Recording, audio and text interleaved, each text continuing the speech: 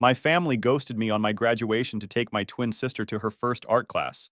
10 years later, they begged me to come home for my dying father's final wish, which turned out to be funding her failed life.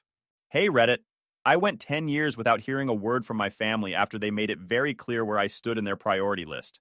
Then, out of nowhere, I get contacted about my dad's condition. I figured maybe there was a shred of sincerity in all this. Spoiler, there wasn't. What started as a hospital visit turned into something way more twisted. And by the end of it, I realized I wasn't back for closure. I was back to confirm why I left in the first place. I, 31 male, should have seen it coming early on. Growing up, everything revolved around my twin sister Rebecca, 31 female, like she was the center of gravity in the house, and the rest of us were just background noise. I wasn't mistreated in obvious ways. I was just invisible. It didn't matter what I did. Grades, awards, showing up. None of it registered. If Rebecca sneezed, the whole house paused. If I broke a bone, it was an inconvenience. It didn't matter what I did.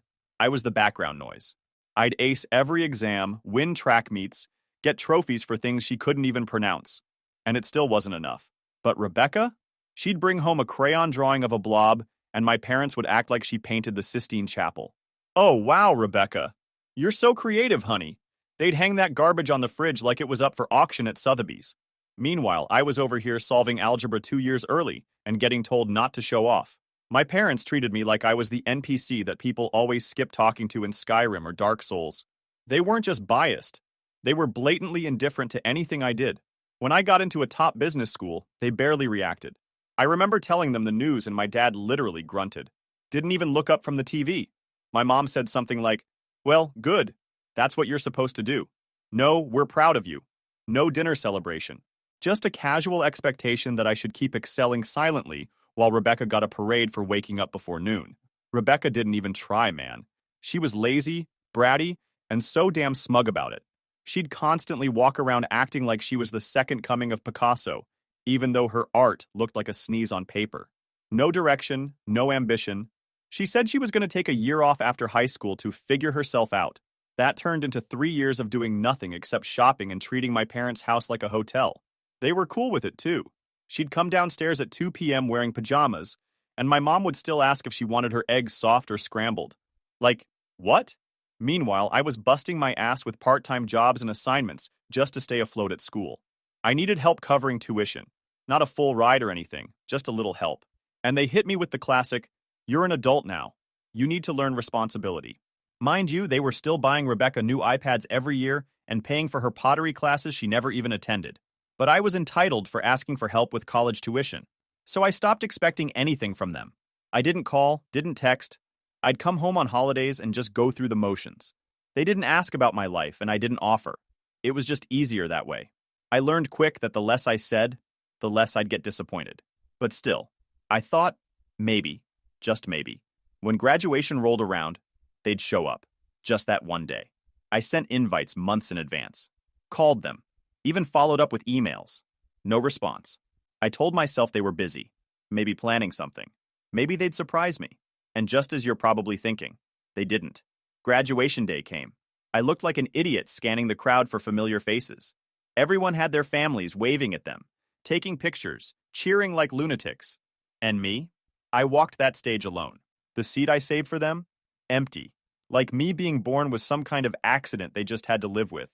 I found out later, after the ceremony, from some cousin that they didn't come because it was Rebecca's first day of art class. Yeah, community college, local. Not even a real campus, just some annex building next to a donut shop.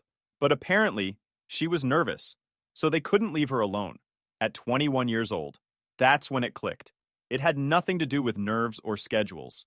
It was just them being them. They never saw me. Not really. I was just the one who kept going so they didn't have to worry. But Rebecca? She was their little project, their precious disaster that always needed fixing. So I walked back to my apartment after graduation, took off the cap and gown, sat on the floor and just stared at the wall for a while. Not sad, not mad, just done, like something just switched off inside.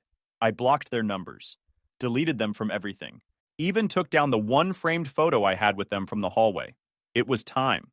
I didn't need people who couldn't even bother to show up. I wasn't going to keep pretending they cared. If anything, not having them around made more sense than dragging around this fake idea of family. As for Rebecca, I blocked her too. She doesn't text or call anyway unless she needed something, and I sure as hell wasn't going to let her ask for favors now that I was actually building a life. She could keep her third failed sketchbook business, or whatever she was pretending to do. That was it for me. The chapter was closed, and I didn't feel guilty. Not even a little. Once I cut them off, I didn't waste time sitting in the dark listening to sad playlists or any of that dramatic crap. I had bills. I had student loans screaming at me like they were trying to collect souls. And no magical safety net from loving parents who bailed the second it was time to show up. First thing I did was get a job. Junior developer at a scrappy little tech company a buddy from a boot camp hooked me up with. The place was barely holding together. Legacy code, missing documentation, half the team treated Git like Dropbox. But it paid. It wasn't glamorous, but I knew if I stuck with it and outworked everyone else, I'd get somewhere. I kept my head down and my headphones on. Spent late nights pushing fixes no one asked for, watching crash logs until my eyes bled, and building tools just to make my own work easier. I became the guy who gets things done, which in dev teams is basically like holding the Infinity Gauntlet. A year later, I leveled up, got into a mid-sized cybersecurity firm. Real pay, real team, and finally, real projects I could sink my teeth into. I focused on back-end systems and secure integrations, stuff most devs avoided. I liked it. Quiet, structured, and actually useful. Moved out of that disaster of a shared apartment. Got my own place. One bedroom, clean, strong Wi-Fi, no weird roommates walking around half-naked talking to their crypto portfolios. I set up a full dev rig, dual monitors, standing desk, everything. My space finally felt like mine. And somewhere along the way, I started getting into sustainable tech, especially in the vegan product space. I'm not vegan, not even close. But I was obsessed with the data. Product demand, consumer behavior, trend forecasting. There's real fire there. So I started coding personal tools to analyze those markets. Spent weekends tracking e-commerce patterns, building out a simple app to spot gaps in supply chains and product categories. Eventually, I realized I could take this idea and build something real. Not a hobby, a company. I looped in a couple of friends. One had marketing chops. The other was a former coworker who wanted to invest. We agreed. I'd prep everything in the background, and once I had a solid beta and 2 investors locked, I'd leave my job and go full throttle. I was almost there. The product made sense. The numbers were solid. I had runway saved, no more sleepless nights about rent, and 0 strings attached. The only time I even thought about my family anymore was when people asked me about holidays. I'd just say, yeah, I don't do family stuff, and keep moving. Every now and then, though, word got back to me, usually through old classmates or mutuals, that Rebecca was still fumbling through life like a dropped phone.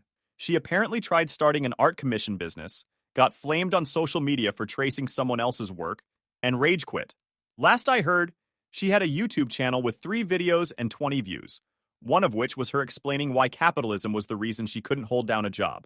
It was embarrassing, honestly, like secondhand cringe levels of bad. And I'll admit, hearing about it didn't make me sad. It just confirmed everything I already knew. Some people get handed everything and still find a way to screw it up. Others get nothing and build their own table. I knew which side I was on. I was finally living on my own terms. No guilt, no pretending, just me building something that was actually mine. Until that message came through. 10 years of silence. Not a word, not even a typo. Then suddenly, like it was no big deal. Dad has cancer and isn't doing well. You should come back home. That was it. No, how are you?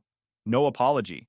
Just a casual heads up like I'd been on vacation instead of cut out of their lives completely.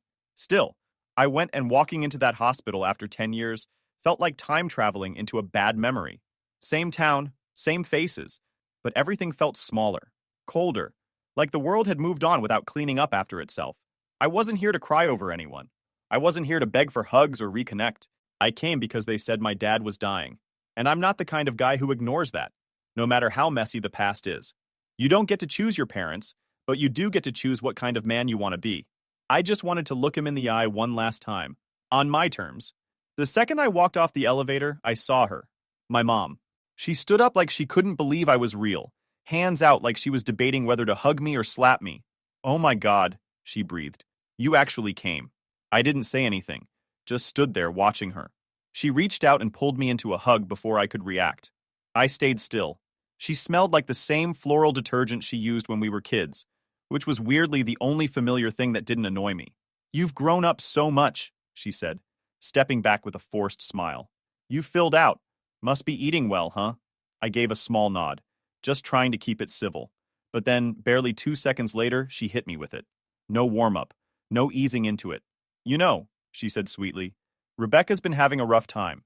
And with everything going on, your father's hospital bills, the house repairs, all of it, it's been overwhelming. If you could just help a little, we'd be so grateful. I blinked, just stared at her. That's the first thing you're asking me? I said. Not, how are you? Not must have been hard doing everything alone for 10 years? Just straight to asking for money? The fake smile slid right off her face. Well, we raised you, she snapped, voice rising fast. You act like you were some orphan. You lived under our roof, ate our food, and now that we need help, you suddenly don't owe us anything? I kept my tone calm, colder than I thought I could manage.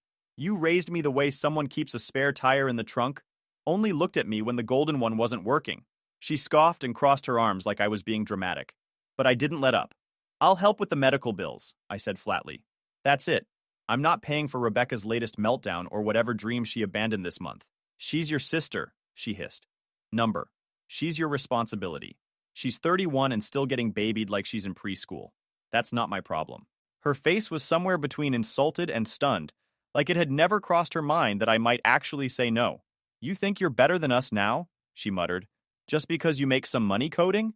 No, I said. I know I'm better than the guy you all thought I was. The one you ignored. The one you left behind without a second thought. That shut her up for a second. She looked like she wanted to argue more but didn't have the ammo.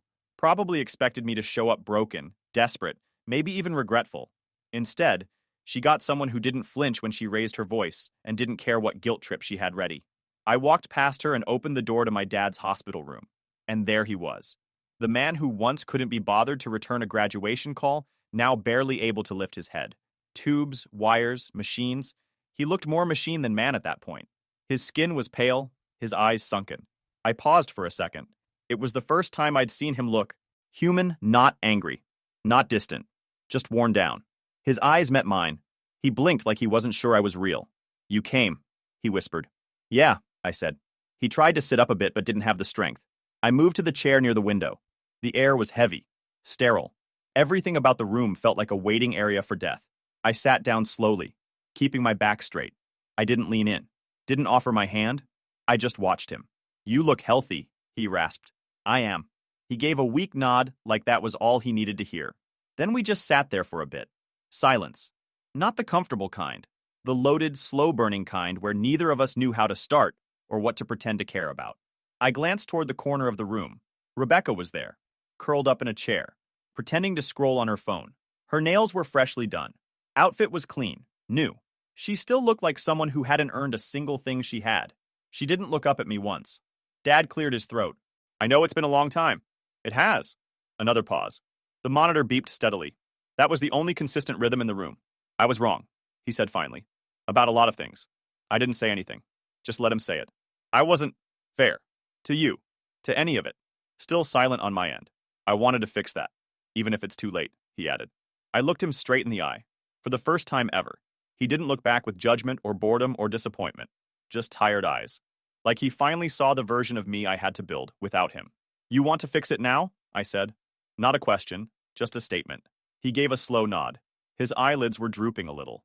He looked like talking took everything out of him. I want peace in the family before I go, he murmured. That one got me. Not in a soft, emotional way. Just in a really kind of way. I looked out the window. Let the words float there. Maybe later, I said. You should rest. Because if I was going to have that talk, it wouldn't be rushed. And it wouldn't be on their terms. They called me back like I was a loose end they forgot to tie up. But I wasn't here to tie anything. I was here to see for myself that I didn't need them anymore. And I saw it. Loud and clear. I went back the next day. Not because I missed anyone. Not because I wanted to make things right. I just wanted to see how deep this rabbit hole went. The vibe yesterday was too carefully packaged. I'd been around these people long enough to know when something was being staged. They didn't call me after 10 years just for hugs and sad smiles. There was something else. And today, I'd find out what. Rebecca wasn't there, thank God. Just my parents. My mom sat beside the hospital bed pretending to flip through a magazine. And my dad looked worse than he did the day before. His face had that waxy gray look that you only ever see on people who've been slowly dying for a while. His eyes followed me when I walked in, like he was checking if I'd really shown up again or if I was just some morphine hallucination. I didn't say much, just nodded and sat down in the chair by the window. The air in the room was heavy, that kind of sticky, medicated quiet that makes your skin itch. You could hear every beep, every soft hiss of oxygen, every shuffle of paper like it was being played through speakers. There were a few minutes of useless talk. My mom asked if I'd eaten. I said yeah. My dad said he was tired, but better than the day before. All filler. No one in that room believed a word of it. Then the mood shifted. My mom started in, again, voice soft, measured, like she was pitching a charity case to a boardroom. Rebecca's been having a rough time, she said, folding her hands in her lap like she was on a talk show. She's really trying, but she hasn't had it easy. The world's not very kind to people like her. People like her. That was Rich. I didn't say anything. Just let her talk. She explained that Rebecca had ideas, big ones, that she wanted to start something creative, a business maybe, something small but passionate, authentic to who she is. That's the phrase she used. It almost made me roll my eyes. Then came the kicker. They wanted me to help, not just financially. No, they wanted me to mentor her, bring her in, give her guidance, structure, maybe even a position in the business I was building. I sat there, completely still, not surprised, not angry, just watching the same predictable movie I'd seen my whole life. They dressed it up like it was about family, like it was my duty as her brother, like my success had created some kind of moral debt that I was now expected to pay off in full. And then came the real hammer. My dad turned to me, eyes a little foggy, and said, "I'm not going to be around much longer. You know that. And before I go, I need to know your mother and sister will be okay." He said it like it was reasonable, like I was the selfish one if I didn't nod and agree on the spot. Then he leaned into the guilt full force. "You're really going to throw your mother and sister in the streets after everything we did for you?" It took me a second to register how shameless that was. This was the same man who, just a day ago, looked me in the eye and admitted he hadn't been fair, said he knew the way I was treated growing up wasn't right, said he had regrets. And now? Suddenly none of that mattered. Suddenly I was the bad guy again if I didn't sign up to be the solution to a problem I didn't cause.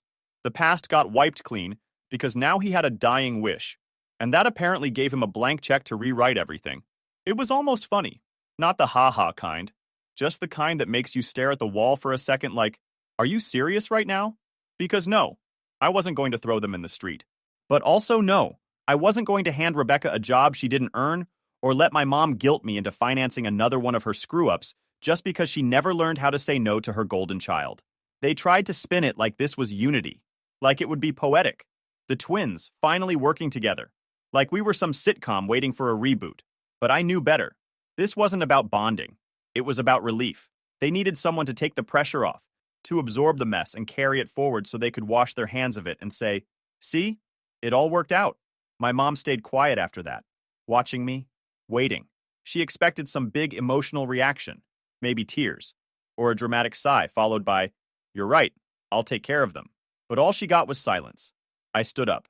"As I said, I'll help with the hospital bills," I said. "Medical stuff only, nothing else." My mom flinched slightly. My dad looked disappointed, like I just failed some moral test. No yelling, no theatrics. Just two people realizing their guilt trip didn't land. "She needs support," my mom muttered after a moment, not even looking at me now. "She's had support her whole life," I said. "From you, from him. She just never learned to stand on her own." Neither of them answered that. The machines kept beeping in the background. My dad turned his head to the side and closed his eyes like he was suddenly too tired to argue. My mom just stared at her hands. I walked to the door, paused, looked back one more time, not for closure, just to remind myself what it looked like. The room, the people, the old lies being recycled into new ones. I didn't slam the door, didn't make a speech. I just left. And in that moment, I wasn't their son anymore. I was their backup plan, walking out the door. I knew she was coming. The second I left that room yesterday, I could feel it. That silence wasn't defeat. It was calculation. The guilt card didn't land. So now it was time to send in their closer. The favorite. The untouchable one. Rebecca. I didn't expect her to be subtle. And I wasn't wrong. She caught me just outside the hospital's cafeteria. I'd stepped away for 5 minutes to get some air and a coffee, and there she was, leaning against the wall like she was about to drop some life-changing advice. Fresh makeup, new sweater, holding her phone like she was in the middle of closing a brand deal. She hadn't even looked up when I walked past her yesterday, but today, suddenly she was all smiles. "Hey, stranger," she said, like we were best friends who lost touch for a few weeks. I didn't say anything, just waited. She launched into it without hesitation. No warm-up, no pretense. "I'm really excited about the business idea," she said. "Mom told me you've been working on something in the vegan space. Super cool. I've been brainstorming some ideas, actually. Branding, aesthetic stuff. I have a mood board if you want to see it." Mood board. Jesus. She kept talking, clearly rehearsed. Said she'd already posted on her socials about starting a new chapter. Hinted she'd been in talks for some collaborations.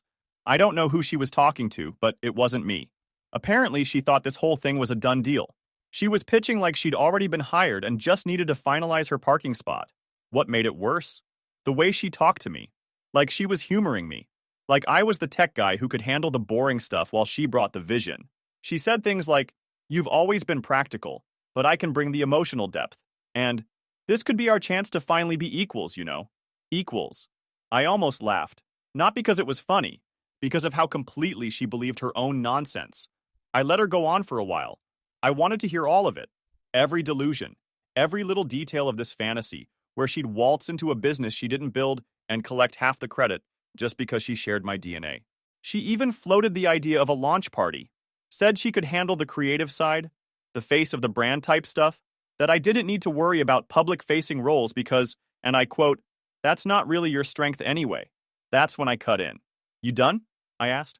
She blinked, caught off guard, like I'd interrupted something sacred. I took a slow sip of my coffee, then looked her dead in the eye. "You're not part of my business, Rebecca." The smile dropped. "Wait, what?" "You heard me. You're not involved. This isn't a family project." It never was. She stared at me like I'd slapped her. "I don't think you understand," she said, tone changing fast. "This isn't just about me.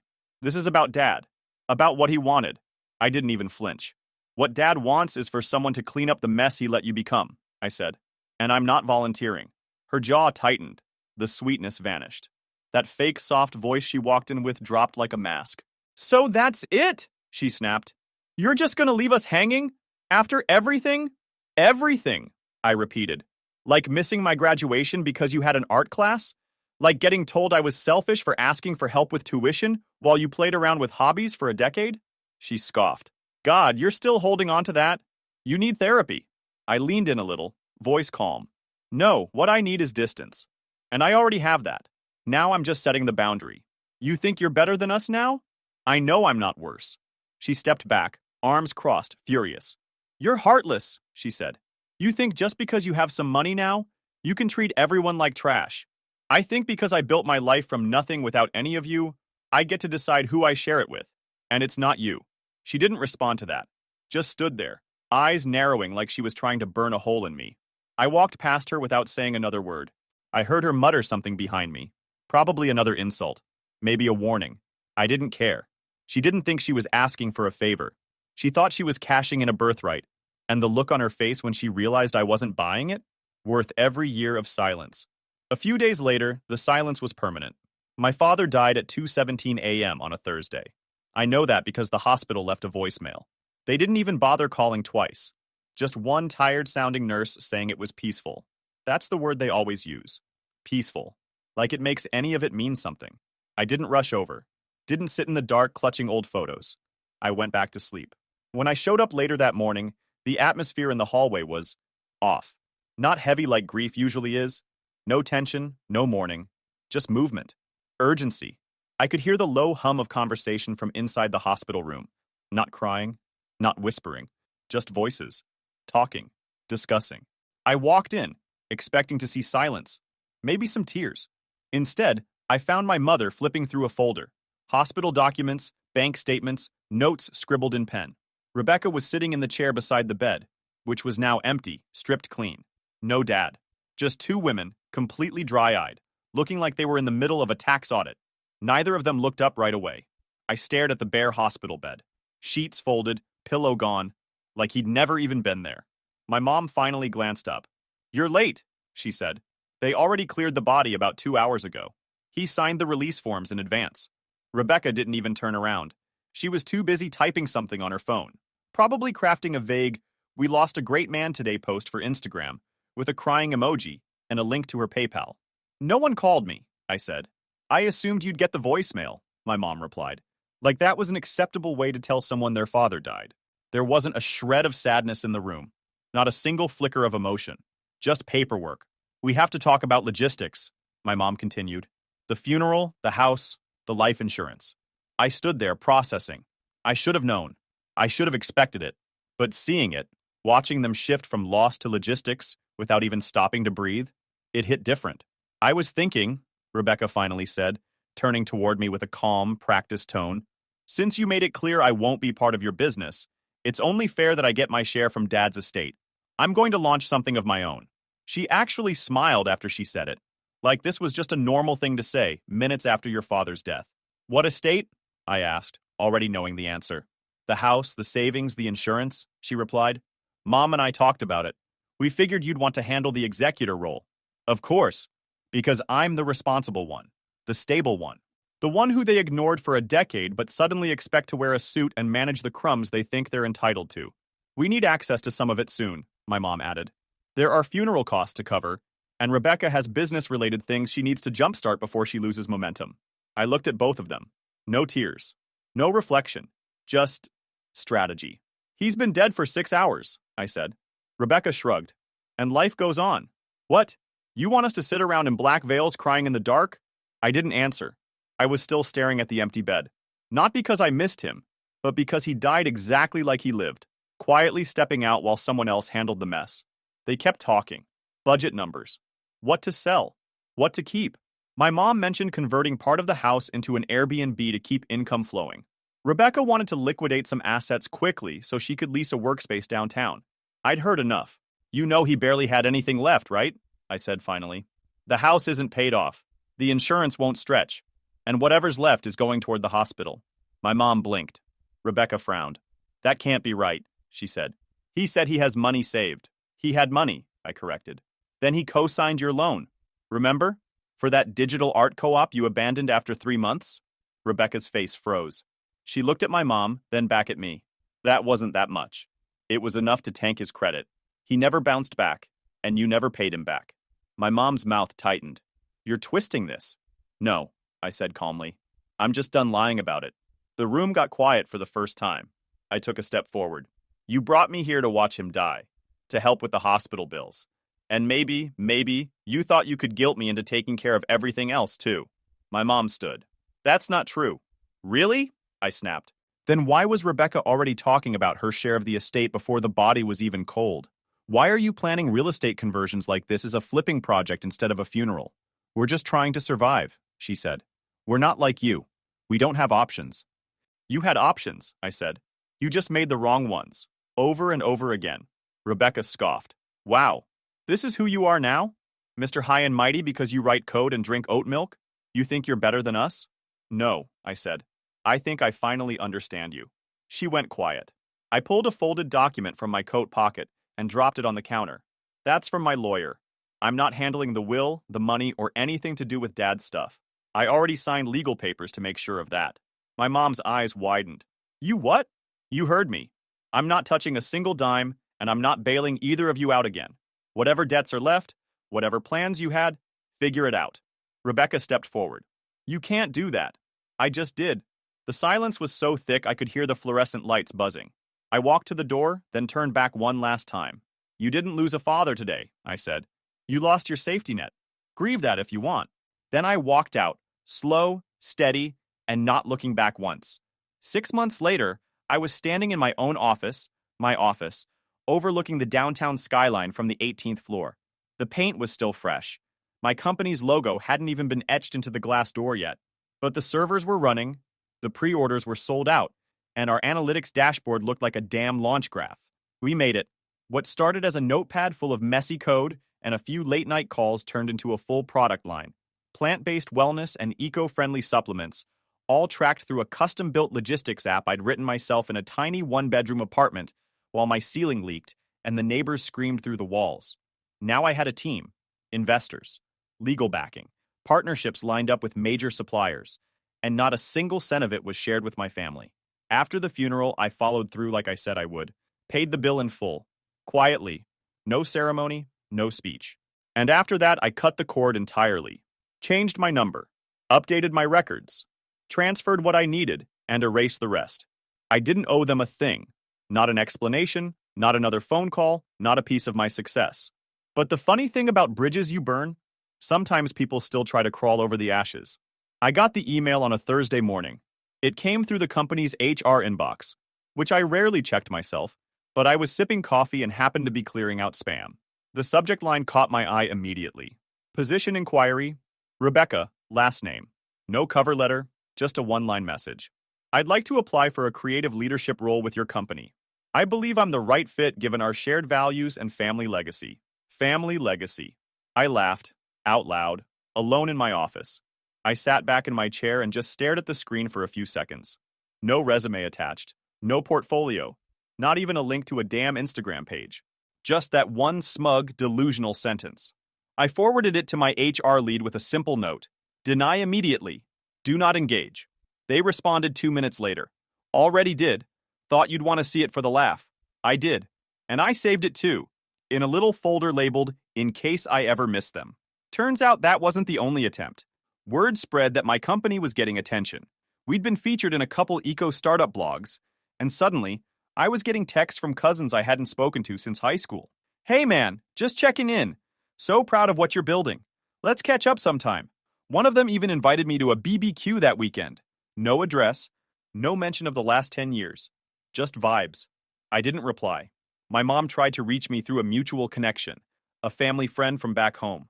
Said she wanted to open communication again. Said she regretted how things had gone. I said I wished her well and left it at that. I wasn't bitter. I wasn't angry. I was done. Meanwhile, Rebecca was apparently drowning. The loan she took out in our dad's name, the one she swore was manageable, went into default. The bank had already issued collection warnings. A relative told me she'd started a GoFundMe titled Surviving After Grief, with a paragraph full of half-truths and buzzwords, painting herself as a struggling artist lost after her father's passing and her brother's emotional abandonment. It got $50 from one of her old high school friends. The comment just said, "Hope things get better." No one else donated. My mom was living in the same house, but she had to rent out the basement just to keep the lights on. I knew because one of the new tenants emailed my company asking if we wanted to sponsor an art pop-up Rebecca was running from the garage. We declined somewhere in the middle of all this, between late-night logistics builds and investor calls from my living room. I met someone, low-key. We crossed paths at a friend's work thing. She was sharp, no fake small talk, asked direct questions, didn't care about titles or buzzwords. Just real, unfiltered presence. We started talking. Nothing heavy. Then meeting up. Then hanging out more often. She didn't try to fix me or make a show of support. She just showed up.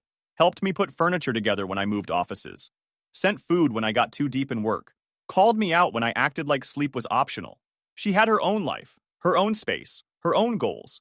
But somehow she still made room. Not in a loud way. Just reliably. I'm not rushing it.